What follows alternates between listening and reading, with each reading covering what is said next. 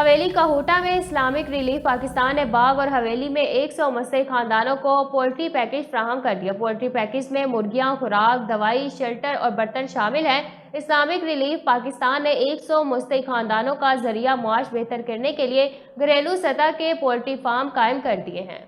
گھریلو سطح کی یہ پولٹری فارم اسلامک ریلیف کے سکھ پروجیکٹ کے تحت قائم کیے گئے ہیں۔ اسلامک ریلیف باغ اور حویلی میں جن یوسی میں کام کرتی ہے، ان میں ٹیم نے پہلی دیہی ترقیاتی تنظیموں کے ذریعے مستحق خاندانوں کا سروے کیا۔